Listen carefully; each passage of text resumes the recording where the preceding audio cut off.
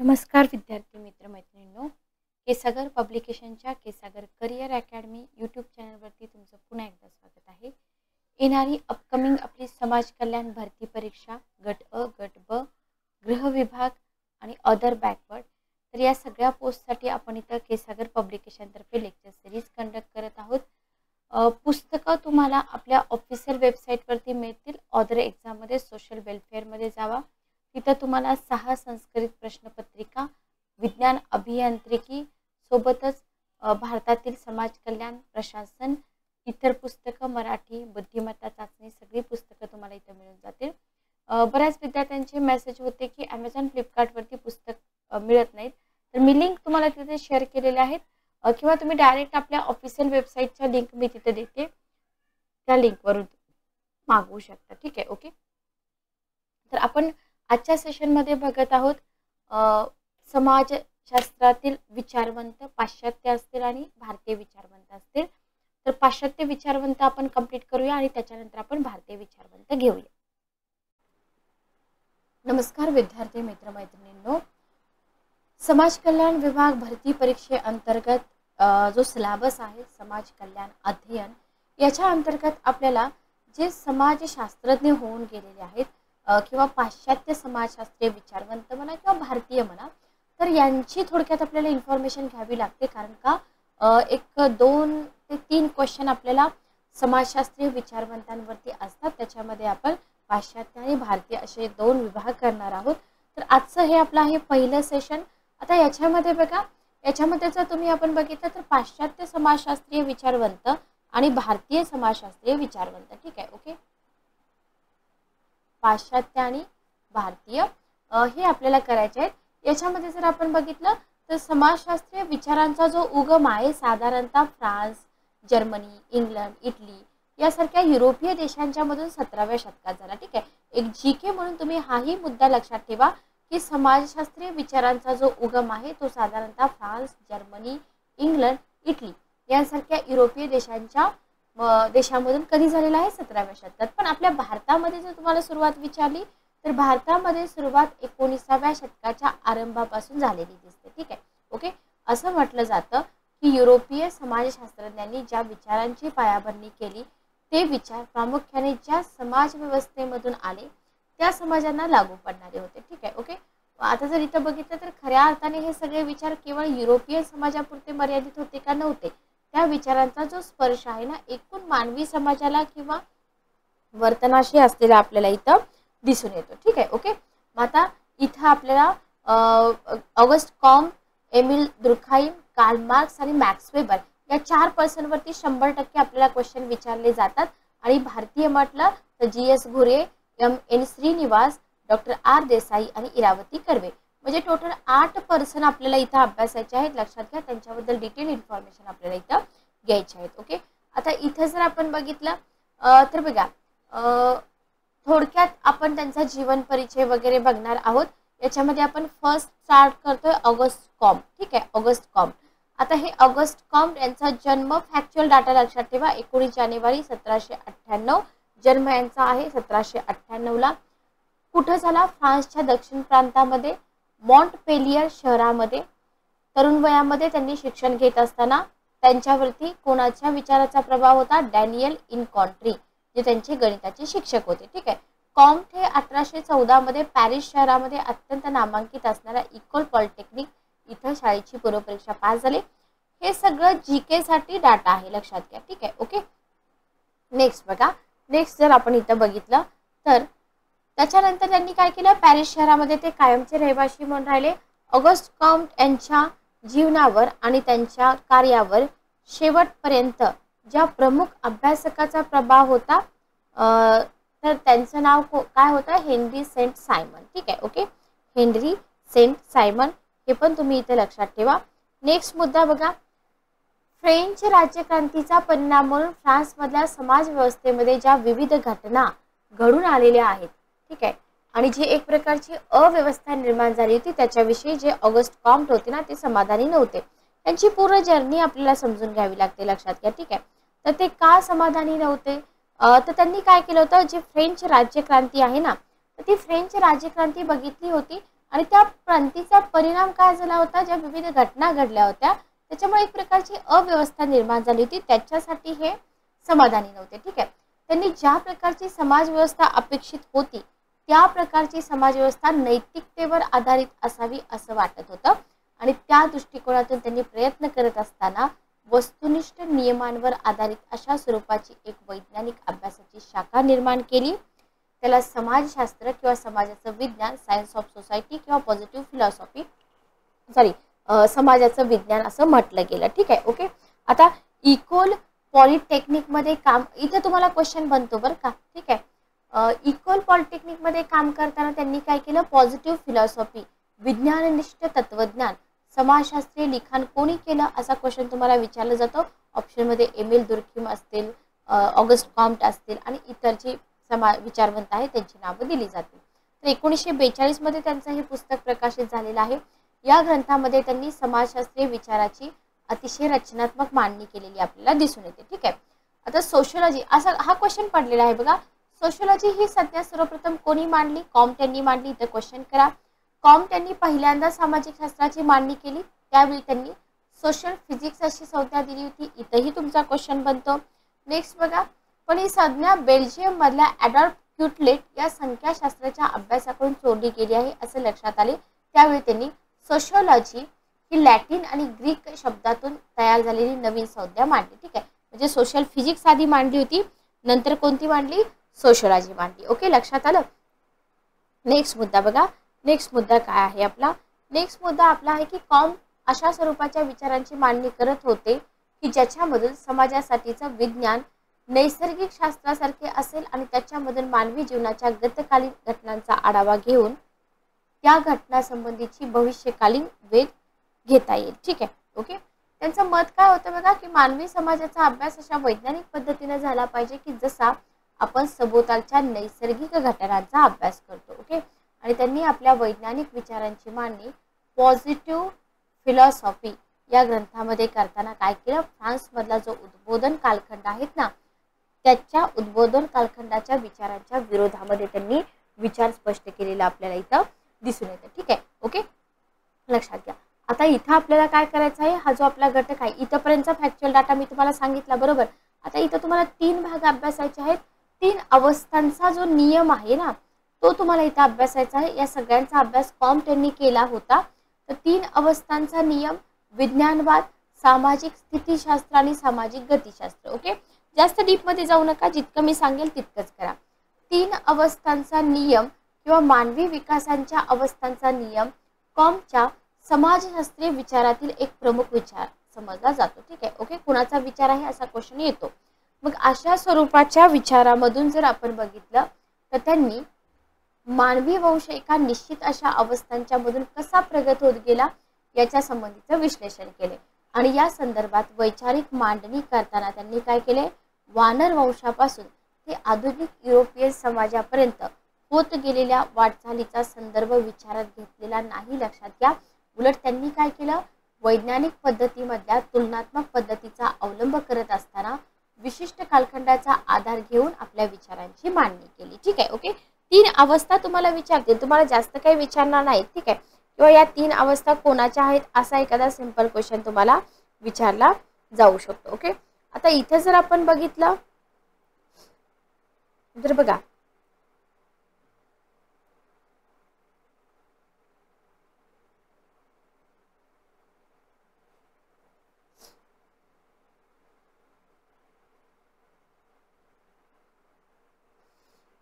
तर कॉम्टच्या मते आपण सर्वजणच एका विशिष्ट अवस्थांच्या मधून जात असताना बाल्यावस्था, पौगंडावस्था, वृद्धावस्थांच्या मधून जात असतो. ठीक आहे, पण प्रत्येक अवस्थेमध्ये आपली मानसिक कुवत एकसारखी असते का, भिन्न भिन्न असते बरोबर. जशी बाल्यावस्थेमध्ये असते तशी पौगंडावस्थेमध्ये असते का, नसते बरोबर. इम्प्रूव्हमेंट होत राहते. त्याचप्रमाणे ज्याप्रमाणे मानवाची मानसिक प्रगती पहिल्या अवस्थेतून दुसऱ्या अवस्थेत जात असताना होत असते त्याचप्रमाणे विज्ञान शाखांची वाटचाल सुद्धा अवस्थांच्या माध्यमातून होत असताना त्यांनी काय केलं, सैद्धांतिक मांडणीमध्ये वेगवेगळ्या अवस्थांच्या मध्ये जो फरक पडलेला आहे ना तो फरक पडलेला त्यांना दिसून आलेला आपल्याला इथं समजतो. ठीक आहे, ओके. आता याच्यामध्ये फर्स्ट बघा धर्मशास्त्रीय अथवा काल्पनिक अवस्था. मग कॉमच्या मते धर्मशास्त्रीय अवस्था जी आहे, तुम्हाला स्पेसिफिक या अवस्थेवरती क्वेश्चन बनू शकतो. तर धर्मशास्त्रीय अवस्थेमध्ये मानव त्यांच्या सभोवताली घडून येणाऱ्या सामाजिक घटनांचा अर्थ जाणून घेण्याचा प्रयत्न करीत असतो. ठीक आहे. आणि असा अर्थ जाणून घेत असताना त्याला असं वाटू लागतं की या सगळ्या घटना कोणत्या तरी अद्भुत किंवा नैसर्गिक शक्तीमुळे किंवा ईश्वर शक्तीमुळे घडून येतात. बरोबर. म्हणजे मानवी विचारांची ही जी अवस्था आहे ना, धर्मशास्त्रीय किंवा काल्पनिक अवस्था, एका अर्थाने नंतरच्या दोन अवस्थांची सुरुवात आहे. ओके. माणसाचं मन कसं असतं बघा, नेहमीच नैसर्गिक घटकांचं स्वरूप जे आहे ना ते जाणून, आपण सुद्धा बघा हे कसं घडतं, आपल्याला वाटतं की नाही हे जाणून घ्यावं. मग या प्रयत्नांचाच एक भाग बनून मानव आपला उगम कुठून झाला हे जाणून घेत असताना आपण कुठून आलो, बरोबर, याविषयीची माहिती शोधू लागला. म्हणजे आपल्या जगण्यापाठीमागचा हेतू त्याला जाणून घ्यायचा असतो की आपण कशासाठी जगतो. बरोबर. आणि अशा प्रकारचे प्रश्न आणि त्याची उत्तरं तो शोधू लागला. आणि त्याच्या या सगळ्या प्रश्नांचं समाधान अद्भुत नैसर्गिक शक्ती आणि ईश्वराच्या मदतीने होत गेलं. बरोबर. विविध वस्तूच्या मध्ये असणारी जादूगारी असेल, बहुदेवतावादाची संकल्पना असेल, या अवस्थेमध्येच प्रचलित असलेली आढळते. तुम्हाला विचारलं जाऊ शकतं हे बहुदेवतावादाची संकल्पना कोणत्या अवस्थेमध्ये प्रचलित असलेली आढळते. आता बहुदेवतावादाच्या विचारानंतर एकेश्वरवादी विचारांचा पाठपुरावा होऊ लागला. बरोबर. असं वाटू लागलं की सगळ्या समस्यांचं समाधान एकेश्वरवादाच्या पूजा अर्चेमधून होऊ शकतं. तर ही धर्मशास्त्रीय किंवा काल्पनिक अवस्था. सेकंड बघा आध्यात्मिक अवस्था. कॉमचं मत काय आहे बघा. ऑगस्ट कॉम्ट यांच्या मते मानवी प्रगतीचा आढावा घेण्यासाठी इतर दोन अवस्थांचा विचार करता आध्यात्मिक अवस्थेला महत्त्व आहे का नाही. ऑगस्ट कॉम्ट आध्यात्मिक अवस्थेला महत्त्व देत नाहीत. लक्षात घ्या. या आध्यात्मिक अवस्थेमध्ये मानव अमूर्त शक्तीवर विश्वास ठेवू लागला. ठीक आहे. आणि ही अवस्था म्हणजे एक प्रकारे धर्मशास्त्रीय अवस्था आणि विज्ञानवादी अवस्थांच्या मधली स्थित्यंतराची अवस्था असून या अवस्थेच्या सहाय्याने धर्मशास्त्रीय अवस्थेकडून विज्ञानवादी अवस्थेकडे जाताना किंवा विज्ञानवादी अर्थव्यवस्थेकडे जाता येते. आता या प्रकारची जी अवस्था आहे ना, याच्यामध्ये मानव त्याच्या सभोवताली घडून येणाऱ्या घटनांची कारणी-मीमांसा ईश्वर शक्तीच्या आधारे न देता काय करतं, अमूर्त शक्तीचा आधार देऊन स्पष्ट करतं. ठीक आहे. आणि आपल्या सभोवतालचा निसर्ग ही एक अद्भुत शक्ती असून किंवा अमूर्त शक्ती असून निसर्गातल्या घटना का घडून येतात याचं स्पष्टीकरण तुम्हाला आध्यात्मिक अवस्थेमध्ये मिळून जातं. ठीक आहे. ओके. तीन अवस्था ज्या आहेत ना, या अवस्थेवरतीच आपल्याला क्वेश्चन विचारले जाणार किंवा या तीन अवस्था कोणी मांडलेल्या आहेत असा साधा सिंपल क्वेश्चन पण आपल्याला इथं दिसून येतो. ठीक आहे.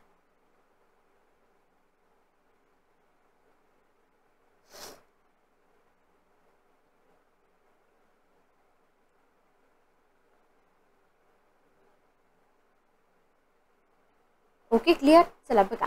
तर अशा प्रकारे घडून येणाऱ्या घटनांच्या मागे असणाऱ्या अनेक प्रकारच्या कारणांचा तर जो अभ्यास आहे ना तो आपल्याला या आध्यात्मिक अवस्थेमध्ये दिसून येतो. नेक्स्ट बघा विज्ञानवादी अवस्था. बघा विज्ञानवादी अवस्थेमध्ये काय आहे, मानवी विचार हे विश्वाच्या उत्पत्ती संबंधी आणि घटनेमागील कारणांचा शोध घेण्याचा प्रयत्न करतात. ठीक आहे. ओके. क्लिअर. बघा विज्ञानवादी अवस्था जी आहे ना, तर या विज्ञानवादी अवस्थेमध्ये जर आपण बघितलं तर हे मानवी विचार जे आहेत ना, हे मानवी विचार विश्वाच्या उत्पत्ती संबंधी आणि ज्या घटना आहेत ना त्याच्या कारणांचा शोध घेण्याचा प्रयत्न करतात.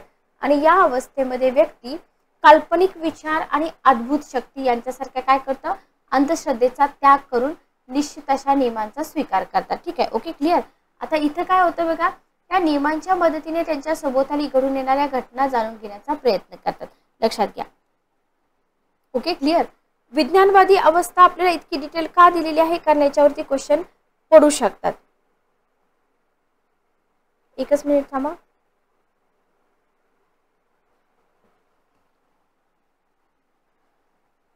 चला बघा. तर ही जी अवस्था आहे या अवस्थेतील नियमांची मांडणी अनुभवजन्य संशोधन आणि सैद्धांतिक ह्याच्या आधारे माहितीच्या आधारे होत असते. ठीक आहे. आणि अशा प्रकारच्या नियमांची मांडणी करताना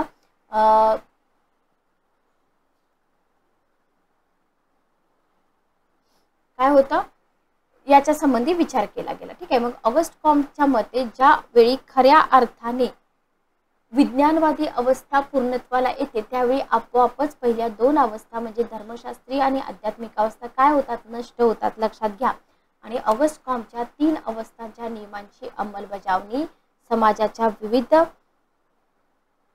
विविध काय म्हटलेलं आहे बघा इथं स्तरामध्ये झालेली आढळून येते. कॉम्टने मानवी प्रगतीसाठी काय केलेलं आहे, या नियमांचा उपयोग करताना मानवाची जी प्रगती आहे विविध अवस्थांच्या मधून कशी होत गेली हे स्पष्ट करताना बाल्यावस्थेचा संबंध धर्मशास्त्रीय अवस्थेशी, पौगंड अवस्थेचा संबंध आध्यात्मिक अवस्थेशी आणि प्रौढ अवस्थेचा संबंध विज्ञानवादी अवस्थेशी जोडलेला दिसतो.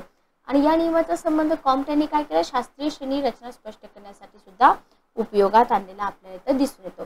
म्हणजे प्रत्येक शास्त्राचा विकास एका विशिष्ट अवस्थेमधून कसा होत गेला हे स्पष्ट करताना समाजशास्त्र हा विषय मात्र विज्ञानवादी अवस्थेतून का नाही गेला किंवा समाजशास्त्रामध्ये विज्ञानवादी विचारांच्या विकासाला अधिक महत्त्व दिलेलं दिसतं. ठीक आहे, ओके. म्हणजे त्यांनी काय केलं, विश्वाची विभागणी 3 प्रकारामध्ये केली.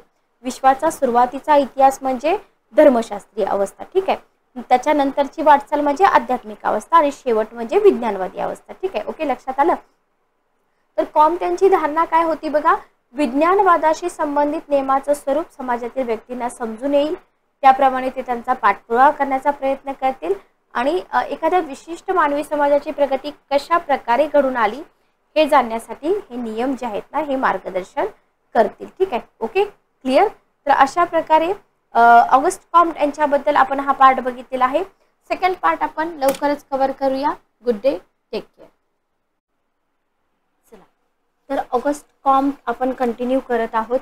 ऑगस्ट कॉम्ट यांच्याबद्दल थोडीशी माहिती आपली राहिलेली आहे ती आपण कंटिन्यू करूया आणि मग आपण बघूया पुढचे विचारवंत. ठीक आहे, तर कॉम्टचा प्रत्यक्षवाद किंवा विज्ञानवाद बघा, क्वेश्चन पडतो कॉम्टचा प्रत्यक्षवाद अथवा विज्ञानवाद. आपल्याला वाटते की अरे हे मधूनच क्वेश्चन कुठून विचारलाय, पण मी जसं तुम्हाला बोलले की विचारवंतांवरती क्वेश्चन असतात. आता काही कंटेंट विद्यार्थ्यांना अननेसेसरी पण वाटेल की अरे मॅडम किती सारं कंटेंट देतात, पण क्वेश्चन इथूनच असतो आणि आपल्याला असं वाटतं की ते कुठून तरी पटकन आपल्याला मिळून जावं, पण असं नसतं, सिलेबस कव्हर करावा लागतो. ठीक आहे, पॉझिटिव्हिझम बाय ऑगस्ट कॉम्ट. तुम्हाला पॉझिटिव्हिझम असाही क्वेश्चन दिला जाऊ शकतो, प्रत्यक्षवाद, विज्ञानवाद, इंग्रजीमध्ये मराठीमध्ये. ठीक आहे, बघा, विज्ञानवादी विचारांच्या मांडणीमुळे काय झालं, विज्ञानवादी विचारांच्या मांडणीमुळे ऑगस्ट कॉम्टची समाजशास्त्रामध्ये खूप प्रसिद्धी झाली. ठीक आहे, बरोबर, आपण पाठीमागं बघितलं.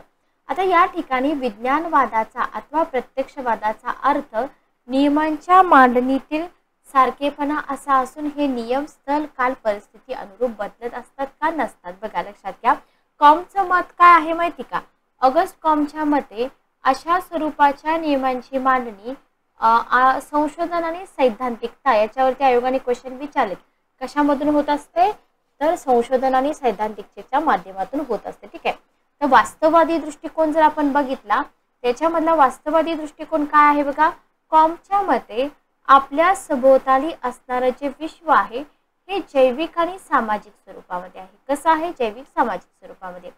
समाजशास्त्राच्या अभ्यासकांसमोर अशा विश्वातील घटनांचा शोध घेऊन त्यांचं स्पष्टीकरण करण्याचं कार्य असतं. ठीक आहे, ओके. आणि त्यांनी अभ्यासकांना आणि संशोधकांना काय सांगितलं, वास्तववादी दृष्टिकोनाचा स्वीकार करून विश्वातील घटनेसंबंधीचं सत्य जाणून घेत असताना अभ्यासामध्ये तंतोतंतपणा आणण्याचा प्रयत्न करा असं सुचवलं.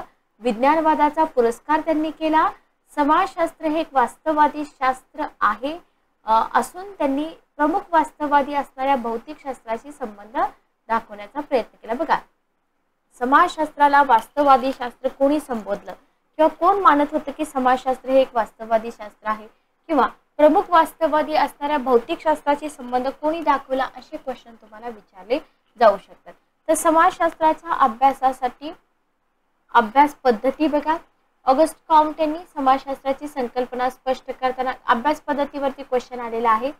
प्रमुख अभ्यास पद्धतींचं विश्लेषण केलं. याच्यामध्ये एक आहे निरीक्षण पद्धती, प्रयोग पद्धती, तुलनात्मक पद्धती, ऐतिहासिक पद्धती. क्वेश्चन बनतो इथं.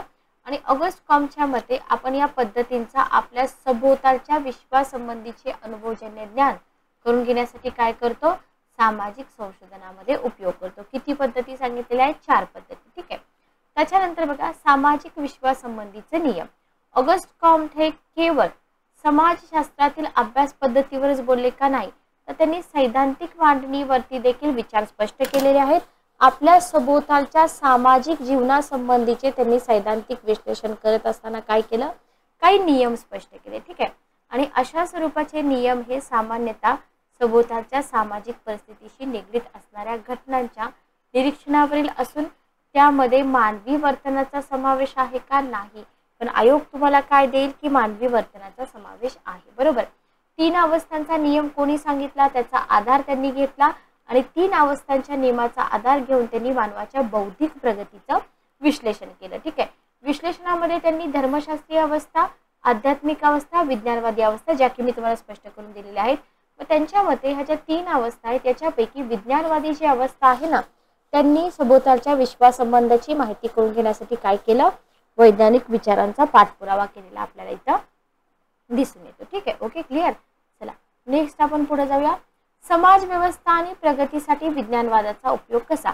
आता कॉम्ट यांनी काय केलं, एका वेळी एका बाजूला विज्ञानवादी विचारांची मांडणी करत असताना कधीही न बदलणाऱ्या नियमांची मांडणी करतात, दुसऱ्या बाजूला ते समकालीन समाज व्यवस्थेशी निगडीत असणाऱ्या नकारात्मक सामाजिक घटकाच्या निर्मूलनासाठी विज्ञानवादाचा उपयोग कसा होऊ शकतो याच्या संबंधीचं विश्लेषण देतात. म्हणजे नकारात्मक सामाजिक घटना म्हणजे फ्रान्स समाज व्यवस्थेमध्ये राजकीय नैतिक मूल्यांच्या आधारे घडून येणारे अधपतन, असा अर्थ विचारात घेतलेला आहे. त्यांनी कोणता अर्थ विचारात घेतला हे तुम्हाला विचारणार नाहीत, लक्षात घ्या. फक्त कॉम्टचे विज्ञानवाद म्हणजे एक प्रकारचे प्रतिकात्मक विचार होते, ज्याच्यामधून त्यांनी काय केली, सभोवताली जे घडून येणारे नकारात्मक वैचारिक मांडणी आहे ना, त्याच्यावरती आघात केला. बरोबर.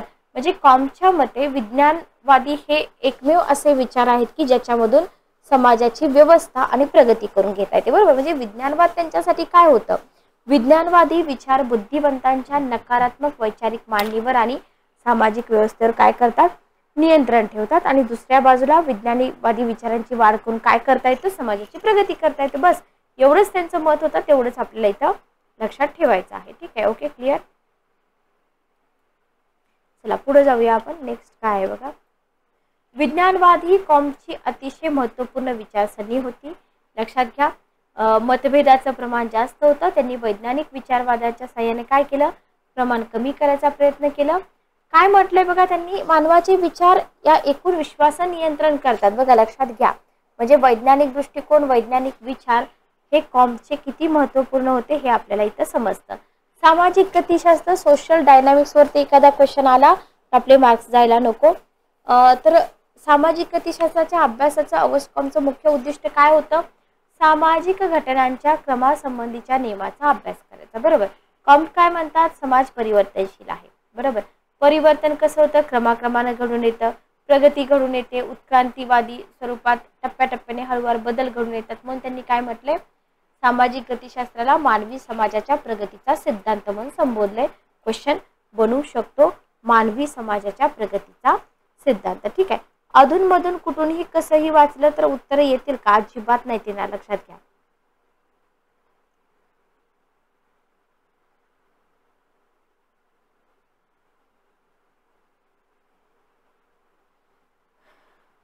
Okay, clear. चला बघा. मानवी विचारांचे बदलते स्वरूप. कॉम्ट यांनी काय केलं, मानवी प्रगतीचा आढावा घेत असताना काय केलं, समाजातील जे भौतिक घटक आहेत ना, त्या भौतिक घटकांच्या मधील बदलापेक्षा मानवी विचारांच्या मध्ये घडून येणाऱ्या परिवर्तनावर आपल्या अभ्यासाचं लक्ष अधिक केंद्रित केलं. ठीक आहे. कॉम्ट यांनी समाजाचं स्वरूप स्पष्ट करताना समाज हा धर्मशास्त्रीय अवस्थेतून विज्ञानवादाचं वर्चस्व असणाऱ्या औद्योगिक समाजापर्यंत कसा उत्क्रांत होत गेला यासंबंधी काय केलं, त्यांनी आपले विचार इथं मांडलेले आपल्याला दिसून येतात. ठीक आहे. Okay, clear. चला पुढे जाऊया आपण.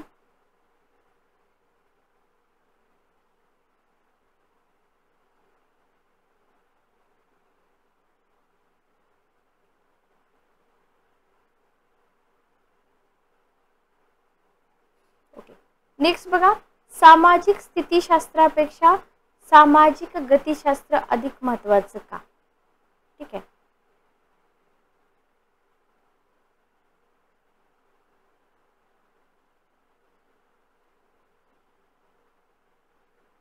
ओके.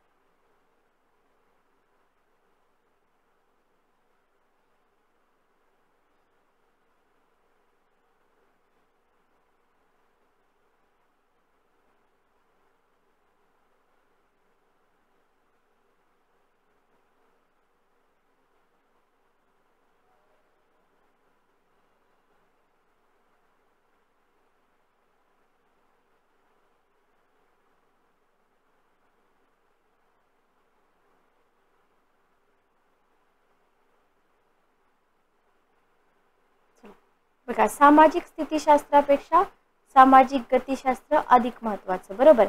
बघा, मानवी समाज जीवनासंबंधीच्या नियमांचा शोध घेण्याच्या दृष्टिकोनातून सामाजिक स्थितीशास्त्र आणि सामाजिक गतिशास्त्र या दोन्ही घटकांना समान महत्त्व असलं तरी त्यांनी सामाजिक गतिशास्त्राला काय केलेलं आहे, अधिक महत्त्व दिलेलं आहे, बरोबर.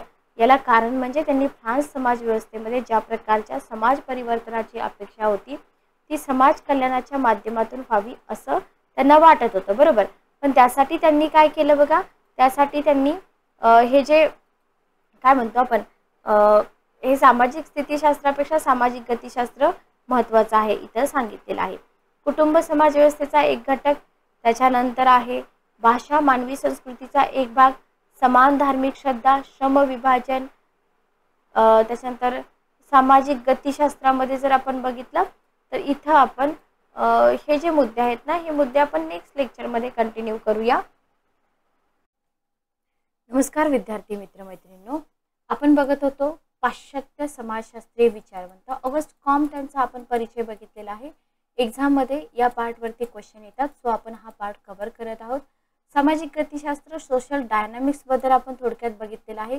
कुटुंब समाज व्यवस्थेचा एक घटक हा आपला मुद्दा चालू होता. बघा, हे जे मुद्दे आहेत हे मुद्दे याच्या अंतर्गत येतात, पण एक्झाममध्ये डायरेक्ट तुम्हाला कुटुंब समाज व्यवस्थेचा एक घटक याच्यावरती क्वेश्चन येतो आणि मग होतं असं की आपल्याला समजत नाही की क्वेश्चन कुठून येतो, बरोबर. बघा, कॉम्ट यांनी काय म्हटलेलं आहे, ऑगस्ट कॉम्ट यांनी व्यक्ती हा समाजाचा घटक म्हणून नाकारत असताना कुटुंब हा खऱ्या अर्थाने समाज व्यवस्थेचा सर्वप्रथम घटक असतो. बघा, असे क्वेश्चन तुम्हाला विचारले जातात आणि अशा कुटुंबांची मिळून आदिवासी व्यवस्था तयार होते आणि त्यातून पुढे राष्ट्रासारखी व्यवस्था निर्माण होते, असं कोण म्हणतंय, असं ऑगस्ट कॉम्ट म्हणतात. ठीक आहे.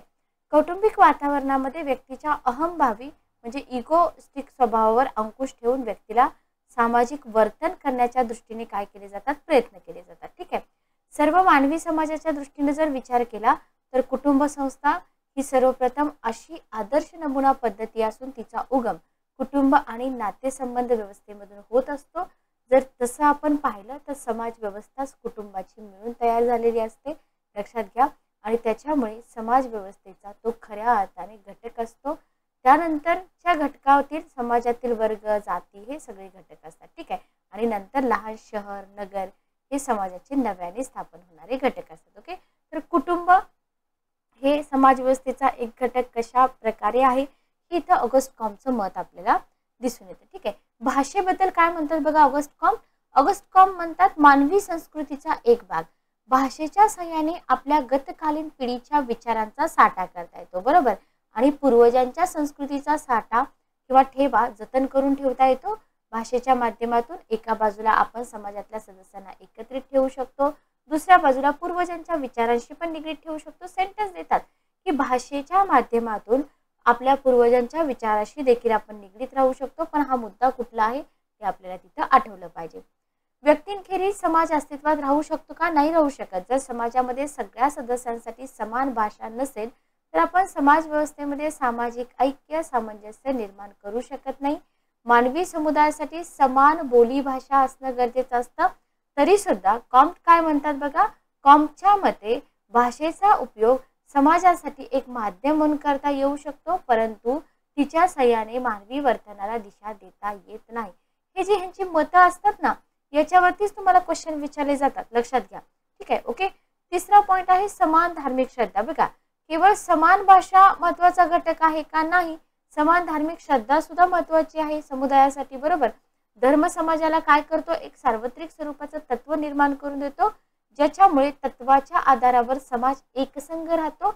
अन्यथा समाजातील व्यक्तींच्या मधील मतभेदामुळे काय होतं, समाज व्यवस्था नष्ट होण्याची भीती असते. ठीक आहे. धर्मामुळे काय होतं, धर्मामुळे व्यक्तीला तिच्या स्वतःच्या अहमभावी वर्तनावर मात करता येते आणि मग जेव्हा अहमभावी वर्तनावरती मात होते तेव्हा तो समाजातील आपल्या सोबत असणाऱ्या इतर सदस्यांशी आपुलकीने राहण्याचा प्रयत्न करतो. ठीक आहे.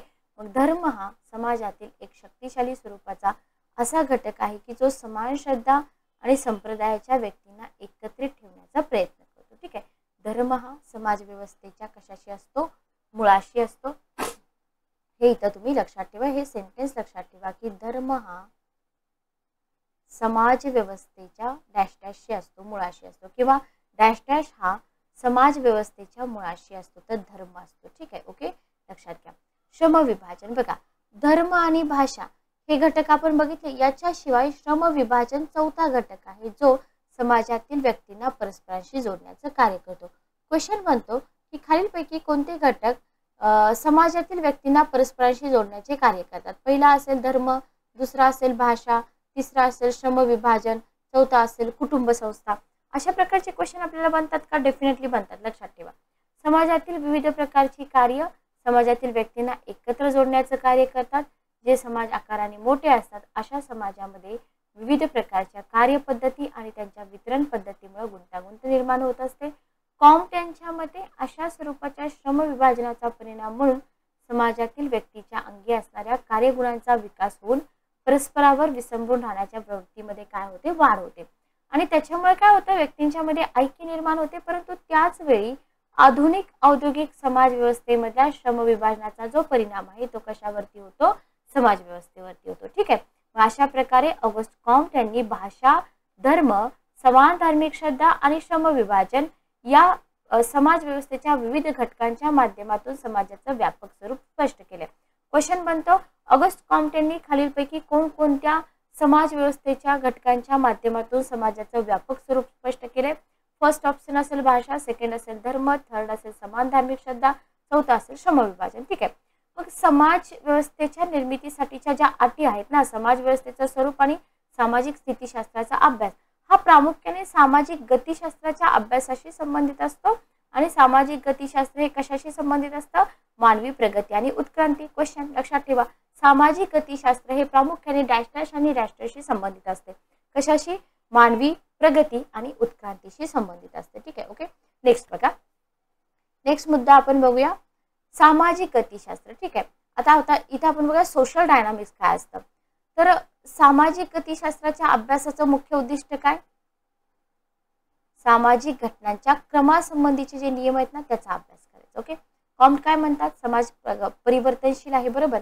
म्हणजे मानवी विचारांचं बदलचं स्वरूप असेल, सामाजिक स्थितीशास्त्रापेक्षा सामाजिक गतिशास्त्र महत्त्वाचं आहे, किंवा सामाजिक विकास प्रगतीचं सातत्य टिकून येतं.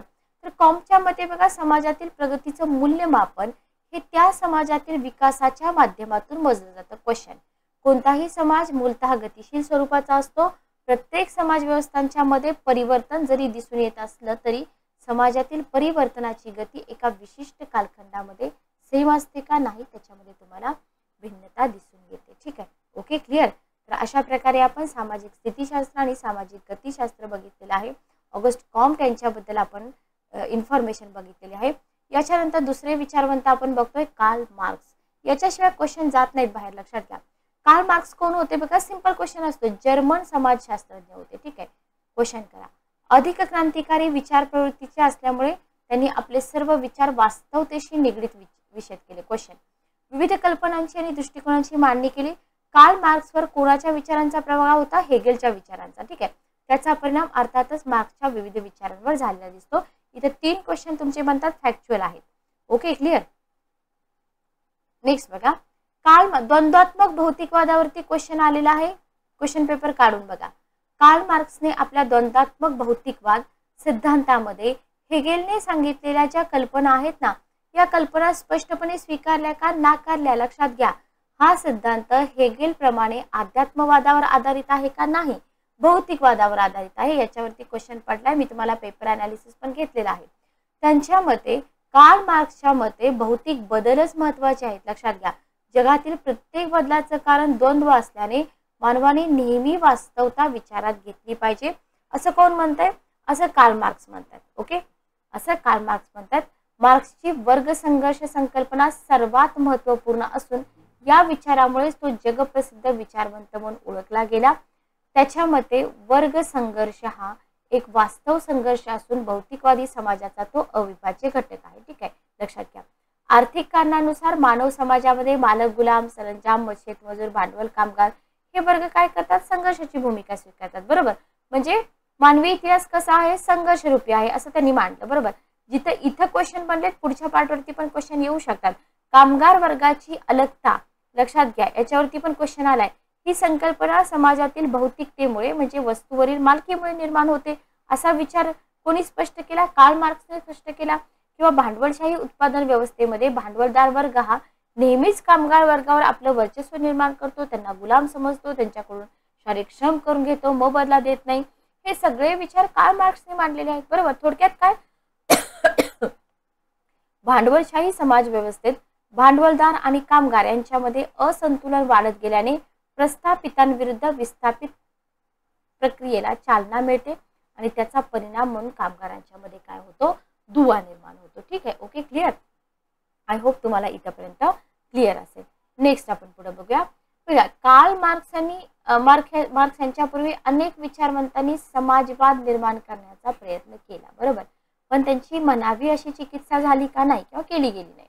मग मार्क्सने मात्र समाजवादी विचारांना नवीन रूप देण्याचा प्रयत्न केला. लक्षात ठेवा, मार्क्सच्या समाजवादी विचारसरणीमुळे पूर्व युरोप, चीन आणि डाव्या विचारसरणीची राष्ट्रे प्रभावित झाली आणि तिथून समाजवादी क्रांतीला सुरुवात झाली. मार्क्सनं काय केलं बघा?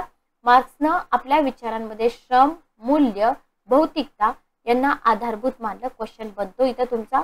आणि श्रमाला योग्य स्थान मिळावं, श्रमिकाला त्याचा मोबदला मिळावा अशी आग्रहाची भूमिका स्वीकारली. आणि या पार्श्वभूमीवरती मार्क्सने काही महत्त्वपूर्ण विचार मांडले. उदाहरणार्थ द्वंद्वात्मक भौतिकवाद, क्वेश्चन विचारलाय. वर्ग संघर्ष सिद्धांत, क्वेश्चन विचारलाय. कामगार अलगीकरण धोरण अथवा परात्मकता याच्यावरती सुद्धा क्वेश्चन विचारलेला आहे. ठीक आहे. ओके, तर हे जे महत्त्वपूर्ण विचार आहेत हे विचार आपल्याला बघायचे आहेत. तर बघूया आपण कार्ल मार्क्सचा द्वंद्वात्मक भौतिकवाद अथवा विरोध विकास सिद्धांत. ठीक आहे. काय आहे हा सिद्धांत? बघा, मार्क्सच्या समाजशास्त्रीय विचारातील सगळ्यात महत्त्वाचा सिद्धांत म्हणून द्वंद्वात्मक भौतिकवादाकडे पाहिलं जातं. या सिद्धांतावर हेगेलच्या तत्वज्ञानाचा प्रभाव आढळतो. क्वेश्चन, आपला सिद्धांत कोणत्या दृष्टिकोनातून मांडला? विरोधी. हेगेल हा वैचारिक तत्वज्ञानाच्या इतिहासाचा प्रतिनिधी म्हणून ओळखला जातो. मार्क्सने या सिद्धांताद्वारे काय विशद केलं? संघर्षवादी विचारसरणी विशद केली. हेगेलच्या वैचारिक क्षमतेवर उभ्या असणाऱ्या द्वंद्ववादाला नकार दिला. ठीक आहे. 3 ते 4 क्वेश्चन इथं बनतात. मार्क्सच्या मते निसर्ग हा भौतिक वस्तुस्थितीचा प्रथम घटक. क्वेश्चन बनतो, आधी भौतिक सृष्टीत बदल होतात, नंतर कल्पना सृष्टीत बदल होतात. ठीक आहे. उदाहरण पण दिले बघा. नदी प्रथम आपलं स्वरूप बदलते. बरोबर. त्याच्यानुसार मानव आपल्या विचारात बदल करू लागतो. याचाच अर्थ मार्क्सने काय केलं? कल्पना शक्तीपेक्षा भौतिक, म्हणजे कार्ल मार्क्स म्हटलं ना तुम्हाला भौतिकवाद लगे आठवला पाहिजे. ठीक आहे. ओके. मार्क्सच्या म्हणण्यानुसार विरोधी विचार प्रक्रियेतून एक नवा विकसित विचार निर्माण होतो. जगातला प्रत्येक जो बदल आहे त्याचं कारण काय आहे? द्वंद्व आहे. त्याच्यामुळे मानवाने काय केलं पाहिजे? वास्तवाचा विचार केला पाहिजे असं मार्क्स यांनी म्हटलेलं आहे. आणि हा जो द्वंद्वात्मक भौतिकवाद आहे ना, भौतिकवाद विचाराचा मूलाधार वैज्ञानिक आहे. बरोबर. त्याच्यामुळेच हेगेलपेक्षा हा सिद्धांत खूप प्रचलित झाला. हेगेलने काय केलं होतं? चुकीच्या पद्धतीने वस्तुस्थिती, सत्य, शाश्वतता यांचा संबंध मन आणि आत्मा आपण वास्तवता म्हणतोय. बरोबर. नैसर्गिक प्रक्रिया आणि मानवी संघर्ष याच्यामध्ये फरक असल्याने हेगेलचा जो द्वंद्ववाद आहे ना याचे अनेक अर्थ घेतले जातात. पण मार्क्सने काय केलं? अमूर्त कल्पनांचा वरवर अर्थ घेणाऱ्या बौद्धिक दृष्टिकोनातून विरोध केला. बरोबर. कल्पनांचा अर्थ व्यवहारिक दृष्टिकोनातून लावावा असं त्यांचं मत होतं. आणि मार्क्सचं तत्वज्ञान हे एक शास्त्र असल्यानं काय झालं? समाजशास्त्रीय महत्त्व त्याला खूप जास्त आपल्याला इथं मिळालेलं दिसून येतं. जेव्हा तुम्ही हे कंटेंट मल्टिपल टाइम रिवाइज कराल तेव्हा तुमच्या लक्षात राहून जाईल. थोडक्यात काय बघा, हेगेल कल्पनावादी होता. वास्तविक जग विचारांचं बाह्य स्वरूप वाटत होतं. कल्पनावाद विश्वाच्या आणि मानवी समाजाच्या अस्तित्वा अगोदरच निर्माण झाला आहे या गृहीतकावर आधारित असलेले तो मार्क्सच्या विचारधारेच्या विरुद्धात होतो आपल्याला. ठीक आहे. ओके. अर्थात मार्क्सने हेगेलच्या कल्पनावादाला विरोध जरी केला त्याने द्वंद्वात्मक संकल्पनेची कोठेही स्तुती केलेली नाही. लक्षात घ्या. मार्क्स काय म्हणतात की विश्वातील कोणतीच वस्तू खऱ्या अर्थाने स्थिर नाही. वस्तू किंवा घटना याच्यामध्ये आंतरविरोध असतो आणि या आंतरविरोधामुळे द्वंद्वात्मक संघर्ष होतो. त्याच्यातून विकास घडून येतो. कोणतीही वस्तू पूर्णपणे स्वतंत्र नाही. समाजातील व्यक्तींच्या बाबतीत देखील एक व्यक्ती दुसऱ्या व्यक्तीवर आधारित असल्याचं निदर्शनाला येतं. जेव्हा भौतिक परिस्थितीत बदल होतो तेव्हा व्यक्तीला आपले विचार देखील बदलावे लागतात.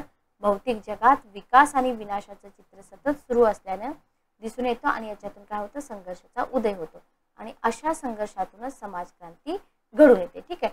त्याच्यामुळे कार्ल मार्क्स काय करतो? मानवी इतिहास संघर्षरूपी आहे असं सांगतो आणि विकासवाद ही प्रक्रिया सदैव उदयाला आलेली आपल्याला इथं दिसून येते. ठीक आहे. Okay, clear. चला पुढे जाऊया आपण. बघा मार्क्सचे विचार, आता तुम्हाला हे सोशोलॉजी हा सब्जेक्ट ज्यांच्यासाठी नवीन आहे त्यांच्या सगळं हे डोक्यावरून जात असेल, पण मी जसं बोलले तुम्हाला की मल्टिपल टाइम रिवाइज करा, जास्त अडचणी तर तुम्हाला येणार नाही. ठीक आहे, ओके.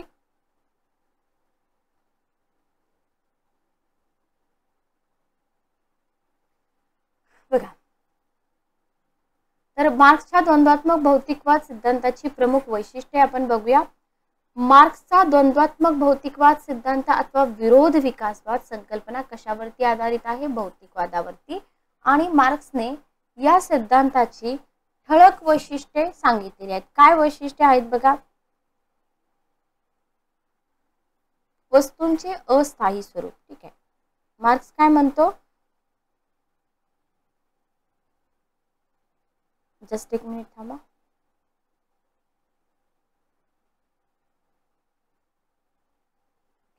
मार्क्सच्या द्वंद्ववादी दृष्टिकोनानुसार कोणतीच वस्तू स्थिर नाही, आपण हे बघितलं. वस्तूचा विकास पण होतो, विनाश पण होतो. याचा अर्थ उत्पत्ती, विकास आणि लय हे निसर्ग नियम प्रत्येक वस्तूला लागू पडतात. हे परिवर्तन जे आहे हे परिवर्तन विरोध विकासाच्या तत्वावर होत असतं असं मार्क्स म्हणतात. म्हणजेच ते कधी सरळ होत नाही. उदाहरणार्थ पाणी गरम केल्यावर गरमच राहतं, बरोबर, त्याची लगेच वाफ बनते का? नाही. मात्र एका निश्चित अवस्थेनंतर परिवर्तनाचा जो क्रम आहे ना तो संपुष्टात येतो. म्हणजे त्यांनी काय सांगितलं माहिती का? इथं परिवर्तनाचा क्रम आपल्याला इथं सांगितलेला दिसून येतो. ठीक आहे, ओके, क्लिअर. नेक्स्ट बघा, मानव समाजात सुद्धा एक जुनी अवस्था आहे, त्याच्यानंतर ती जुनी अवस्था संपुष्टात येते, त्या ठिकाणी नवीन समाज व्यवस्था प्रस्थापित आहे. उदाहरणार्थ सरंजामशाहीला भांडवलशाही आणि भांडवलशाहीतून समाजवाद अथवा साम्यवाद जो आहे, तर याच्यावरती तुम्हाला क्वेश्चन दिसून येऊ शकतात. ठीक आहे, ओके. तर नवीन समाज व्यवस्था बघा, सरंजामशाहीला भांडवलशाही आणि भांडवलशाहीतून समाजवाद आणि किंवा साम्यवाद असं आपल्याला घडून आलेलं दिसून येतं इथे. ठीक आहे, ओके. नेक्स्ट बघा, वस्तूमधील आंतरविरोध. बघा, मार्क्सचा जो द्वंद्वात्मक भौतिकवाद आहे ना, हे सिद्धांताचं सर्वात ठळक वैशिष्ट्य आढळतं. भौतिकवाद, ठीक आहे, द्वंद्वात्मक भौतिकवाद सिद्धांताचं सर्वात ठळक वैशिष्ट्य आढळतं. त्याच्यामध्ये सगळ्या वस्तू किंवा घटना याच्यामध्ये आंतरविरोध किंवा परस्पर संघर्ष असतो, द्वंद्व घडून येतं, सामाजिक परिवर्तन विकास. बघा, द्वंद्व विरोधातून विकास याच्यावरती क्वेश्चन आलेला आहे. क्वेश्चन पेपर काढून बघा. वस्तूवरील परस्परावलंबित्व मार्क्सच्या द्वंद्वात्मक भौतिक सिद्धांताचं तिसरं ठळक वैशिष्ट्य आहे. बघा, कोणतीच वस्तू पूर्णपणे स्वतंत्र नाही, एकमेकावर आधारित आहे. म्हणजे समाज सुद्धा, मानव समाज देखील दुसऱ्या समाजावर आधारित आहे. आता ही सगळी वैशिष्ट्ये जर तुम्ही बघितली ना, याच्यावर काय स्पष्ट होतं? भौतिक परिस्थितीत बदल झाला की व्यक्तीचे विचार पण बदलतात आणि भौतिक जगात विकास आणि विनाशाचं चक्र जे आहे ते कंटिन्युअसली चालू राहतं, परिवर्तन होत राहतं. परिवर्तन विरोधी आणि परिवर्तनवादी यांच्यामध्ये संघर्ष निर्माण होतात आणि या संघर्षातून काय होत असतं? समाज क्रांती घडून येते. मार्क्सच्या मते जगातील सगळे संघर्ष कसे आहेत? आर्थिक संघर्ष आहेत, लक्षात घ्या. अशा रीतीने मार्क्सने काय दिलं? मानवी इतिहासाला महत्त्व दिलं. कल्पनाशक्ती इम्पॉर्टंट आहे का? नाही. भौतिक घटक जबाबदार ठरले. प्रत्येक बदलाचं कारण द्वंद्व असल्याने मानवाने नेहमी वास्तवाचा विचार केला पाहिजे असं मत मांडलं. आणि त्याच्या द्वंद्वात्मक भौतिकवाद सिद्धांताचा मूलाधार कसा आहे? वैज्ञानिक आहे. स्पेन्सरच्या उत्क्रांतीवादापेक्षा मार्क्सचा द्वंद्वात्मक भौतिकवाद वेगळा आहे का? नाही, सेम आहे. तुम्हाला विचारला जाऊ शकतो. या सिद्धांतामध्ये समाजाचं शास्त्र, त्याची निर्मिती, विकास, सुधारणा विचारलं जाऊ शकतं. कार्ल मार्क्सच्या द्वंद्वात्मक भौतिकवाद सिद्धांतामध्ये कशाची माहिती आहे? समाजाचे शास्त्र, त्याची निर्मिती, विकास आणि सुधारणा. ठीक आहे, ओके, क्लिअर. मार्क्सने काय म्हटलंय? मनुष्य हा निसर्गाचाच एक भाग आहे. समाजाच्या इतिहासातून भौतिक कृती आणि संस्थात्मक बांधणी यांचा क्रम निश्चित केला जातो आणि हा सिद्धांत काल्पनिक दृष्टिकोन न स्वीकारता कसा दृष्टिकोन स्वीकारतो? वास्तव दृष्टिकोन स्वीकारतो. ठीक आहे, ओके. तर इथं आपल्याला बघा, कार्ल मार्क्स यांचा जो सिद्धांत आहे ना, हा सिद्धांत आपला इथं संपतो. ठीक आहे, ओके. बघा, आता नेक्स्ट बघितलं तर इथं तुम्हाला वर्गवर्ष सिद्धांत आहे, क्लास कॉन्फ्लिक्ट थेरी आहे, याच्यावरती देखील क्वेश्चन विचारला जाऊ शकतो. मार्क्सच्या वर्ग संघर्ष सिद्धांतातल्या महत्त्वपूर्ण बाबी आहेत. त्याच्यानंतर तुम्हाला अलगतेचा सिद्धांत आहे. मार्क्सचा कामगार परात्मकतेचा सिद्धांत आहे. हे सुद्धा तुम्हाला एक्झाममध्ये विचारले जाऊ शकतात. खूप सारं डीप कंटेंट आहे. तर कार्ल मार्क्स बद्दलची जी एक्स्ट्रा इन्फॉर्मेशन आहे ती आपण नेक्स्ट लेक्चरमध्ये बघूया. Good day, take care. नमस्कार विद्यार्थी मित्र मैत्रिणींनो. समाज कल्याण विभाग गट अ गट ब भरती परीक्षा. तर याच्यामध्ये आपण पाश्चात्य समाजशास्त्रीय विचारवंत पाहत होतो. कुठपर्यंत आलो होतो बघा आपण. ऑगस्ट कॉम्ट आपण बघितलेले आहेत. कार्ल मार्क्स आपण बघत होतो. कार्ल मार्क्सचा वर्गसंघर्ष सिद्धांत आपण बघितलेला आहे. आज आपण बघतोय अलगतेचा सिद्धांत, ज्याला मार्क्सचा कामगार परात्मतेचा सिद्धांत असं म्हटलं जातं. एक्झाम मध्ये विचारतात, लक्षात घ्या. तर कार्ल मार्क्सचा कामगार वर्गाची अलगता किंवा कामगाराचे अलिप्ततेचे धोरण हा विचार जो आहे ना, हा विचार महत्वाचा म्हणून ओळखला जातो. इथं क्वेश्चन करा. त्याच्यामध्ये अलगता हे भांडवलशाहीचं वैशिष्ट्य, लक्षात घ्या. अलगतेचा सिद्धांत कोणी मांडला? पहिला क्वेश्चन. अलगतेच्या सिद्धांतामध्ये त्यांचे विचार कोणते आहेत हे तुम्हाला विचारलं जातं. त्यातील उत्पादन प्रक्रियेत कामगारांची अलगता सातत्याने दिसून येते. त्याने आपला जो विचार आहे ना, आपला विचार भौतिकवादी दृष्टिकोनातून स्पष्ट केलेला आहे. ठीक आहे, लक्षात घ्या. जो विचार आहे कोणत्या दृष्टिकोनातून स्पष्ट केला आहे? भौतिकवादी. अलगता, अलगीकरण किंवा परात्मता म्हणजे काय? एखाद्या समाजापासून अलग होणं किंवा त्याच्यामध्ये जाणीवपूर्वक असहभाग दाखवणं. ठीक आहे, ओके. तर मार्क्सनं काय केलं बघा. मार्क्सनं भांडवलशाही समाज व्यवस्थेमधील कामगारांची जी अलगता आहे ना, ती पुढील प्रमाणे दर्शवली आहे. कशी दर्शवलेली आहे त्याच्यावरती आपल्याला क्वेश्चन राहतात. तर भांडवलशाही उत्पादन व्यवस्थेत जो भांडवलदार वर्ग असतो ना, हा काय करतो? कामगारांवरती वर्चस्व करतो, बरोबर. गुलाम समजतो, अंकित करतो, त्यांच्याकडून श्रम करून घेतो, त्यांना मोबदला दिला जात नाही, वगैरे वगैरे. मग याच्यातून काय होत असतं? याच्यातून भांडवलदार आणि कामगार यांच्यामध्ये संघर्ष होतात. मग मार्क्सचं मत काय आहे की अलगता, दुरावा, विनमुक्ता हे तिन्ही शब्द वापरले जातात. ह्या समाजशास्त्रीय संकल्पना आहेत, बरोबर.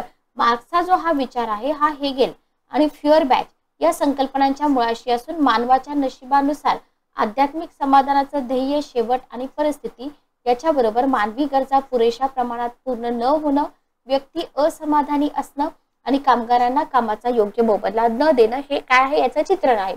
मग फ्युअरबॅचनं काय केलेलं आहे? फ्युअरबॅचनं समाज रचनेचे स्पष्टीकरण द्वंद्वात्मक आणि ऐतिहासिक भौतिकवादाशी निगडीत केलेलं आहे. ठीक आहे, ओके. फ्युअरनं काय केलेलं आहे? समाज रचनेचं स्पष्टीकरण द्वंद्वात्मक आणि ऐतिहासिक भौतिकवादाशी निगडीत केलेलं आहे.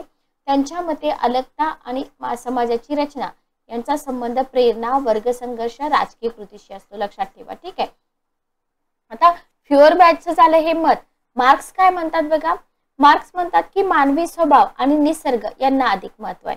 मार्क्सनं कशाला महत्व दिलं? मानवी स्वभाव आणि निसर्ग. मार्क्सच्या मते भांडवलशाहीमध्ये उत्पादन, देवाणघेवाण आणि समाजातील कामाची विभागणी यांचा संबंध कशाशी असतो? संपत्तीशी असतो. आणि जेव्हा कामगारांच्यावर स्वतःऐवजी इतरांचं नियंत्रण असतं आणि उत्पादन प्रक्रियेशी निगडीत त्यांचे इतरांशी संघर्षयुक्त संबंध असतात, अशा वेळी काय होतं? कामगार अलगतेचं धोरण स्वीकारतात. सोपं आहे, फक्त त्याच्यामध्ये जे कीवर्ड्स आहेत ना, हे कीवर्ड्स तुम्हाला लक्षात ठेवायचं आहे. सगळ्यात महत्वाचं काय? कामगार परात्मतेचा सिद्धांत कोणाचा आहे? तर कार्ल मार्क्सचा आहे. Okay, clear. नेक्स्ट आपण पुढे जाऊया. कामगारांच्या आर्थिक क्षेत्रातील अलगतेच्या अथवा अलिप्ततेच्या बाजू म्हणजे कामगार अलिप्ततेचे प्रकार तुम्हाला इथे दिलेले आहेत. तर मार्क्सने काय केलं होतं? भांडवलशाही समाज व्यवस्थे म्हणजे कामगारांची आर्थिक क्षेत्रातील जी अलगता आहे ना, ती समजून त्या अलगतेच्या 4 बाजू नमूद केल्या होत्या. ठीक आहे. पहिली बाजू आहे कामगाराची उत्पादनातील अलगता, दुसरी आहे वस्तूंपासून अलगता, तिसरी आपण बघूया स्वतःपासून अलगता आणि चौथी आहे समाजापासून अलगता. ठीक आहे. तर या 4 ज्या बाजू आहेत ह्याही तुम्ही लक्षात ठेवा. भांडवलशाही व्यवस्था, उत्पादन पद्धती, कामगार महत्वाचा असतो, पण त्याचं जे स्वतःचं अस्तित्व आहे ना, ते टिकवण्यासाठी काय करावं लागतं? मन लावून काम करावं लागतं, बरोबर. पण जो माल तो उत्पादित करतोय त्याच्यावर मालकी हक्क असतो का? त्याचा नसतो, बरोबर. सगळं स्वामित्व कोणाचं असतं? भांडवलदाराचं. मग तो गुलामच असतो, बरोबर. मग कामाविषयी जर आत्मीयता नसेल किंवा नष्ट झाली असेल त्याविषयी परकेपणा वाटतो कामगाराला आणि याच्यामधून काय होतं? उत्पादन प्रक्रियेविषयी अलगतेची भावना म्हणजे स्वतःच नाही असं वाटतं. थोडक्यात काय? जर तो ज्या मालासाठी मेहनत घेतोय त्या मालावरच जर त्याचा अधिकार नसेल तर तो काय होतो? कामगार उत्पादन पद्धतीपासून अलग होतो. ठीक आहे, ओके. सेकंड पॉइंट बघा, वस्तूंपासून अलगता. मार्क्स काय मानतात? नैसर्गिक संपत्ती, मानवी श्रम या 2 गोष्टी वेगळ्या मानतात मार्क्स, बरोबर. निसर्ग संपत्ती म्हणून तिच्यावर उपजीविका होत असेपर्यंत दुरावा होतो का? नाही. पण जेव्हा मानव उत्पादित वस्तूंवर स्वतःची मालकी प्रस्थापित करण्याचा प्रयत्न करतो, तिथून चालू होतो दुरावा किंवा अलगता. फॉर एक्झाम्पल बघा, काय म्हटलंय यांनी, आधुनिक काळातील उत्पादन प्रक्रियेत भांडवलदारांचा निर्मित वस्तूवर हा अधिकार असतो. कामगारांचा असतो का? नसतो. कामगार फक्त श्रम करतात, म्हणजे स्वतःचं श्रम विकतात, बरोबर, कष्ट करतात आणि त्याची अल्प किंमत त्यांना मिळते. मग अतिरिक्त मूल्य किंवा फायदा कोणाला जातो? भांडवलदारांना जातो, बरोबर. आणि दिवसेंदिवस कामगार फायद्यापासून दूर होत जातो. याच्यामधून मालक कामगार वर्ग संघर्ष तीव्र बनतात आणि दिवसेंदिवस भांडवलदार श्रीमंत होत जातात, कामगार फायद्यापासून अलग राहतात, बरोबर. म्हणजे ओघानेच कामगारांमध्ये वस्तूंपासून अलगता निर्माण झाल्याचं दिसून येतं. नेक्स्ट बघा, स्वतःपासून अलगता. मार्क्सच्या मते कामगारांनी भरपूर कष्ट करून देखील उत्पादित मालावर तसेच त्यापासून मिळणाऱ्या फायद्यांवर त्यांची मालकी नसेल तर कामगार वर्गाची कामाविषयी वाटणारी काय होते? आत्मीयता कमी होते, त्यांना परकेपणा वाटू लागतो. आपलं कष्ट स्वतःसाठी नसून दुसऱ्यासाठी आहे अशी भावना निर्माण होते आणि याचा परिणाम म्हणजे त्या कामगाराला स्वतःपासून अलगता वाटू लागते. ठीक आहे, ओके. त्याच्यानंतर आहे समाजापासून अलगता. आता होतं काय बघा, भांडवलशाहीमध्ये जर तुम्ही बघितलं तर कष्ट करणारा वर्ग जो आहे ना, दिवसेंदिवस गरीब होतोय. असं तुम्ही बघितलंय की कामगार खूप श्रीमंत होत आहेत? बाबा नाही. श्रमाच्या बदल्यात काय होतं? त्यांना कमी वेतन मिळतं. परिणामी त्यांची श्रमशक्ती जी आहे ना, ती त्यांची श्रमशक्ती कमी होत जाते. Okay, clear.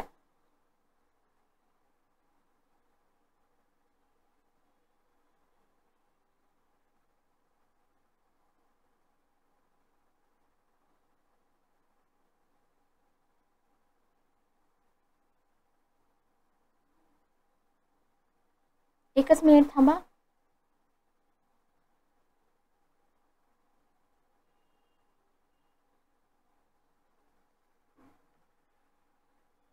बघा, तर मोबदल्याच्या कमी वेतन मिळतं आणि याच्या उलट काय होतं? अतिरिक्त मूल्य सतत वाढत जातं, भांडवलदारांना फायदा होतो, मक्तेदारी चालू होते, साम्राज्यवाद सुरू होतो आणि इथून होतात संघर्ष. भांडवलदार वर्ग नेहमी शक्तिमान राहिलेला आहे, बरोबर, आणि पैशाच्या जोरावर तो काय करतो? कामगारांचा आर्थिक शोषण करतो. अशा वेळी कामगार वर्ग आपण कोणासाठी कष्ट करायचं, समाजाचं हित कशासाठी पाहायचं या प्रवृत्तीचा बनतो आणि मग समाजापासून तो काय करतो? अलगतेचं धोरण स्वीकारतो. ओके, बघा, थोडक्यात जेव्हा कामगारांचा उत्पादित मालावर कोणताच मालकी हक्क नसतो, ओघानेच काय होतं? या कामगारांच्या मध्ये उत्पादन प्रक्रियेविषयी दुराव्याची किंवा अलगतेची भावना वाढते आणि याच्यातून मालक कामगार वर्ग संघर्ष तीव्र बनतात. जेव्हा कामगारांच्यावर इतरांचं नियंत्रण असतं, अशा वेळी वस्तूंचं उत्पादन, उत्पादनाची साधने, त्याची मालकी आणि उत्पादन प्रक्रियेशी असणारा संबंध इत्यादी बाबत कामगार वर्गाची अलगता निदर्शनाला येते. ठीक आहे, समाज रचनेत हा कामगार वर्ग नेहमी अलग राहिलेला जाणवतो. यालाच मार्क्सने काय म्हटलेलं आहे? कामगार वर्गाची अलगता म्हटलेलं आहे. जसं जसा भांडवलशाहीचा विकास होतो तसतसं समाजामध्ये वर्ग संघर्ष वाढतो. कष्ट करून सुद्धा योग्य मोबदला मिळणार नसेल तर कामगारांची उत्पादन प्रक्रियेत दुराव्याची भावना निर्माण होते आणि एक वर्ग दुसऱ्या वर्गापासून अलगतेचं धोरण स्वीकारतो. ठीक आहे, ओके. इथं आपले कार्ल मार्क्स संपतात. त्याच्यानंतर आहेत एमिल दुर्खाइम. खूप महत्त्वाचे पर्सन आहेत हे एमिल दुर्खाइम. तर एमिल दुर्खाइम बघा, ऑगस्ट कॉम्टचा वारसा चालविणारा, समाजशास्त्रामध्ये वैज्ञानिक पद्धतीचा पुरस्कार करणारा, सामाजिक वर्तनाचा सत्य संकल्पनेद्वारे विचार करणारा एक फ्रेंच विचारवंत म्हणून यांच्याकडे पाहिलं जातं. प्रत्येक गोष्टीचा ते तत्वज्ञानासारखा अभ्यास करत होते. समाजशास्त्राला अधिक सामाजिक आणि शास्त्रीय स्वरूप जर कोणी प्राप्त करून दिलं असेल तर ते यांनी दिले. ठीक आहे, किंवा यांचा सिंहाचा वाटा आहे. मानव समाजाचं शास्त्रशुद्ध अध्ययन हेच आपलं जीवित कर्तव्य मानलं. समाज हा व्यक्तीपेक्षा श्रेष्ठ आणि महत्त्वाचा आहे असं समजून दुर्खाइमने आपले सर्व सिद्धांत मांडले. फ्रेंच विचारवंत दुर्खाइमने 3 उपघटकामध्ये आपले सैद्धांतिक विचार मांडले आहेत. सामाजिक सत्यकल्पना, आत्महत्या सिद्धांत आणि श्रवण विभाजनाचा सिद्धांत. हे संपल्यानंतर इथं आपले पाश्चात्य विचारवंत संपतात. त्याच्यानंतर आपण भारतीय विचारवंत बघणार. बघा, हे जे दुर्खाइम आहेत ना, हे काय म्हणतात? सामाजिक सत्याचं स्पष्टीकरण देतात आणि स्पष्टीकरण देताना नवीन शास्त्राचा उपयोग करणे आवश्यक आहे असं त्यांनी मत मांडलं. सामाजिक सत्य जाणून घेणं हा समाजशास्त्राचा मुख्य अभ्यास विषय असल्यामुळे वैज्ञानिक अभ्यास पद्धतीचा स्वीकार ही काळाची गरज आहे असं त्यांना वाटतं. समाजशास्त्रज्ञांनी आपला अभ्यास हा केवळ संकल्पनांच्या आधारे न करता तो सामाजिक सत्याच्या आधारे करावा असं पण मत मांडले. त्यासाठी वैज्ञानिक पद्धतीचा अवलंब, व्यक्तिगत आवडीनिवडीकडे दुर्लक्ष, सामाजिक घटनांच्या मधील कार्यकारण संबंध शोधून त्याचं विश्लेषण करावं असे मार्ग त्यांनी इथं सांगितले. तर बघा काय म्हटलंय त्यांनी की केवळ संकल्पनाच्या आधारावर करू नका अभ्यास, तर सामाजिक सत्याच्या आधारावर करा. कीवर्ड्स लक्षात ठेवा. सामाजिक तथ्याची वैशिष्ट्ये बघा तुम्हाला हे विचारली जाऊ शकतात. दुर्खाइम यांनी सामाजिक किंवा तथ्य ही संकल्पना विशद करताना कोणती वैशिष्ट्ये सांगितली की सामाजिक सत्य अथवा तथ्य ही समाजातील बाह्य स्थितीशी संबंधित आहेत. बरोबर, अशी तथ्य वेगळी आणि प्रस्थापित समाजाशी संबंधित आहेत. मानवी मर्यादा पलीकडे निसर्गाशी संबंधित असतात. सत्य जाणून घेण्यासाठी अभ्यासकाने आपल्या अनुभवाचा तसेच विचारांचा उपयोग करावा. थोडक्यात काय बघा, सामाजिक सत्यावरच मानवी जीवन आधारित असल्याने त्यात कोणताही बदल होत नाही. शिक्षण आणि सवयी या मानवाशी संबंधित आहेत. या गोष्टी समाजाची गरज म्हणून ओळखल्या जातात. त्याच्यामुळे मानवी शास्त्राप्रमाणे सर्वांना परिचित आहेत. उदाहरणार्थ तर उदाहरण दिले बघा की उदाहरणार्थ आपण हॉटेलमध्ये जातो. बरोबर, सूप जे असतं ना ते आपण चमच्याने पितो, पण जर सरळ पिलं तर काय होतं, अमान्य गोष्ट आहे असं वाटतं समाजात. बरोबर, तर दुर्खाइम काय म्हणतात की समाजात नेहमीच सामाजिक सत्य योग्य नसतं. बघा काय ते सामाजिक सत्य हे नेहमी अस्तित्वात असतं. ठराविक ठिकाणी ठराविक प्रदेशात सामाजिक सत्यामध्ये बदल होत असतात. मग या मुद्द्यांच्या आधारे दुर्खाइम काय म्हणतात की सामाजिक सत्य हे एक नवीन शास्त्र आहे आणि त्याचा अभ्यास म्हणजे समाजशास्त्राचे अभ्यासशास्त्र. ठीक आहे, ओके, लक्षात ठेवा. नेक्स्ट आपण पुढे जाऊया.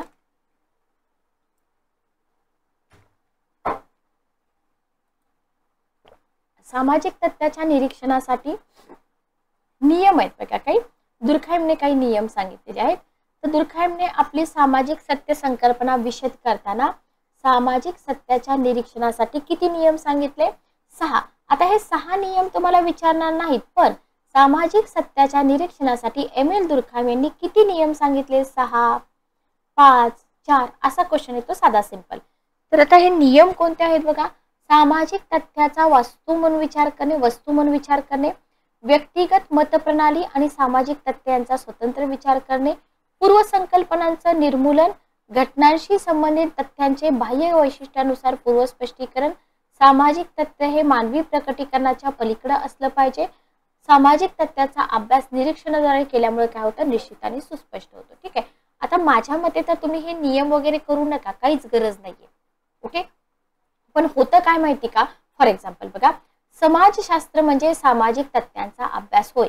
एम.एल. दुर्खाइमच्या मते, कोणाच्या मते समाजशास्त्र म्हणजे सामाजिक तथ्यांचा अभ्यास, असं सेंटेन्स येतं. मग आपण हे वाचलेलं नसतं, आपल्याला उत्तर येत नाही. ठीक आहे, किंवा सामाजिक सत्याचा दुसरा नियम जो आहे ना, व्यक्तिगत मतप्रणाली किंवा सामाजिक तथ्य, असं सेपरेट एखादा क्वेश्चन येतो. त्याच्यामुळं कंटेंट जे आहे ना ते तुम्ही पुस्तकामधून व्यवस्थित रीड करून घेतलं पाहिजे, जेणेकरून कुठूनही कसाही तुम्हाला क्वेश्चन विचारू द्या, तिथं तुम्हाला अडचणी नाही आल्या पाहिजे. ठीक आहे, ओके, क्लिअर. चला पुढे जाऊया आपण.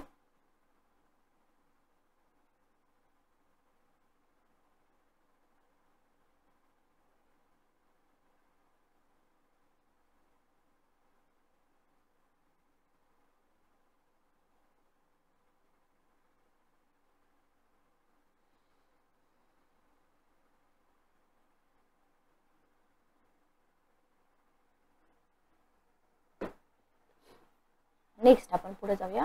बघा, तर हे जे नियम आहेत ना, हे किती आहेत तेवढे फक्त लक्षात ठेवा.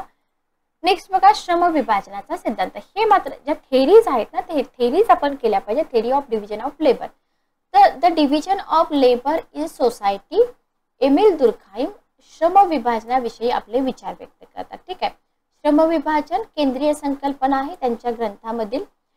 श्रम विभाजनाचा अर्थ काय, समाजातील श्रम विभाजनाचे प्रकारे अथवा परिणाम किंवा विभाजनाची विकृती रूपे जे आहेत ना, हे प्रमुख कल्पना त्यांनी या ग्रंथात मांडल्यात. किंवा हा ग्रंथ कोणाचा आहे असंही तुम्हाला विचारलं जाऊ शकतं. श्रम विभाजनाचा अर्थ काय आहे बघा, व्यक्ती आहेत त्यांच्यामध्ये कामाची विभागणी करायची, वाटप करायचं, सर्वसाधारण अर्थ. एखादा कारखाना आहे, बरोबर, काम करतात तिथे कामगार, एखाद्या उत्पादनाचे विशिष्ट भाग आहे ते आपापसात वाटून घेतात, आपलं आपलं काम करतात, बरोबर, आणि कामातील शेवटचा भाग म्हणून सर्वांचं काम स्वतंत्र अशा विभागाकडे सोपवलं जातं. ओके, ते उत्पादन निर्मितीसाठी त्यांचं श्रम एकत्र येतात, बरोबर. उदाहरणार्थ फ्रीज आहे, कम्प्युटर आहे, रेफ्रिजरेटर आहे, सगळ्या उत्पादनामध्ये श्रम विभाजन आपल्याला दिसून येतं, बरोबर. म्हणजे पण दुर्खाइम काय म्हणतात बघा, अशा मर्यादित अथवा श्रम विभाजन ही संज्ञा वापरली नाही हे आवश्यक आहे. स्वतः श्रम विभाजन संज्ञांचा आणि समाजशास्त्रज्ञांना जो भेद आहे तो स्पष्ट केलाय. त्यांच्या मते काय आहे बघा, उत्पादनाचा दर किंवा उत्पादन वाढण्याच्या प्रधान हेतूने श्रमाचं विभाजन करून विविध कामगारांना विविध विशिष्ट कामं वाटून देणे असा अर्थ आहे. पण दुर्खाइम काय म्हणतात, श्रम विभाजन नावाचा अर्थ याच्याहून पण व्यापक आहे. त्यांच्या दृष्टिकोनातून आर्थिक क्षेत्रात दिसून येणारं श्रम विभाजन संपूर्ण समाजातील विभाजनाचे, सामाजिक श्रम विभाजनाचे केवळ वरवर एक रूप आहे. त्यांना काय अभिप्रेत आहे, व्यापक आणि मूलभूत अर्थ त्यांना अभिप्रेत आहे. ठीक आहे बघा, ते काय म्हणतात, श्रम विभाजन म्हणजे सामाजिक विभेदन अथवा समग्र समाजाचा संरचनेत घडून येणारे निवेदन होय. याच्यामध्ये कार्याचं विशेषीकरण होतं, प्रत्येक व्यक्तीला विशिष्ट कार्य प्राप्त होतं, परिणामी व्यक्ती आणि समूह याच्यामध्ये परस्पर सहकार्य, परस्परावलंबन होतं, जैविक ऐक्यभाव निर्माण होतं, परिणामी व्यक्तीमध्ये परस्पर सहकार्य निर्माण होतं. श्रम विभाजन आधुनिक औद्योगिक समाजात ऐक्य निर्माण करणारं तत्व बनतं. Very very important. श्रम किती छान संज्ञा सांगितली बघा त्यांनी. तर हे अशा प्रकारे श्रम विभाजन ही संज्ञा कोणी वापरली असं तुम्हाला विचारलं जाऊ शकतं. औद्योगिक क्षेत्रामध्ये विविध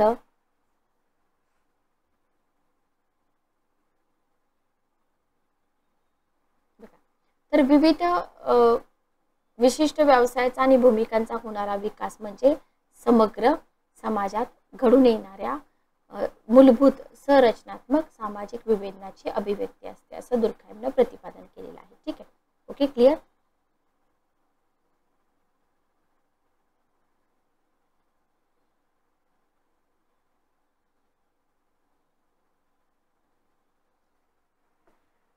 चला नेक्स्ट आपण पुढे जाऊया. श्रम विभाजनाची कारणे बघा, causes of division of labour. तर इथं सामाजिक तत्वांचा शास्त्रीय अभ्यास समाजशास्त्रात झाला पाहिजे असं दुर्खाइमची भूमिका होती. सामाजिक तत्वांवरती क्वेश्चन येतो. ठीक आहे, तर आता इथं सामाजिक तत्वाचे स्पष्टीकरण संदर्भ आपल्याला दिले, बरोबर, किंवा त्यांचा आग्रह होता. आता इथं तुम्हाला माहित पाहिजे की श्रम विभाजन का घडून येतं, बरोबर. तर याचं स्पष्टीकरण दिलेलं आहे, पण हे करू नका. याच्यामध्ये सिद्धांत आपण बघितला, बरोबर, रिझन वगैरे विचारणार नाहीत. फक्त तुम्हाला इथं काय दिलेलं आहे की आधुनिक औद्योगिक समाजात रूपांतर घडून येतं, श्रम विभाजनामध्ये वाढ आणि विकास होतो. तर त्याची कारणं कोणती आहेत, समाजाचा आकार वाढतोय, समाजामध्ये भौतिक घनता वाढते, समाजाची नैतिक घनता वाढते. ठीक आहे, म्हणजे विभाजनाच्या विकासावर जबाबदार ठरणारी ही कारणं तुम्हाला विचारली जाऊ शकतात. त्याच्यानंतर तुम्हाला श्रम विभाजनाचे परिणाम इथं दिलेले आहेत की बाबा समाजातील व्यक्ती असतील, बरोबर, किंवा त्याच्यानंतर समाजातील व्यक्ती असतील. अजून काय विचारलं जाऊ शकतं, श्रम विभाजनाची विकृत रूपे आहेत, अपसामान्य परिणाम आहेत. तर हे तुम्हाला विचारणार नाहीत, फक्त हा सिद्धांत तुम्हाला विचारला जाऊ शकतो. त्याच्यानंतर तुम्हाला महत्त्वाचं काय आहे बघा, नियमशून्य श्रम विभाजन, जुलमी श्रम विभाजन प्रकार लक्षात ठेवा.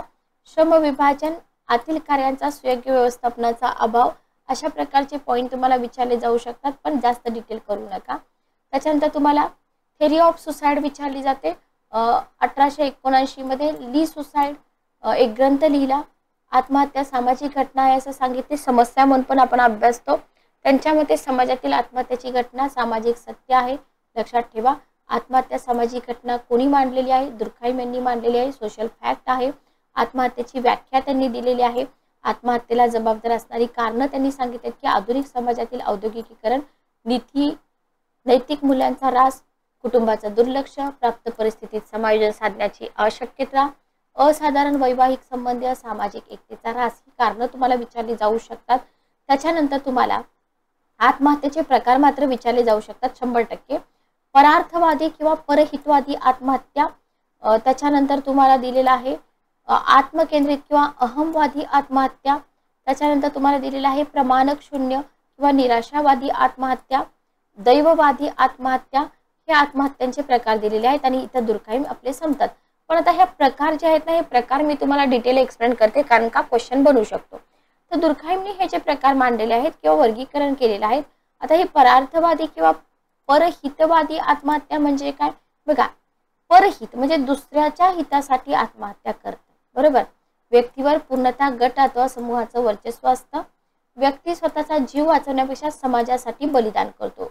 म्हणजे सैनिकांचं बलिदान हे कसलं आहे, परार्थवादी आहे, परहितवादी आहे, बरोबर.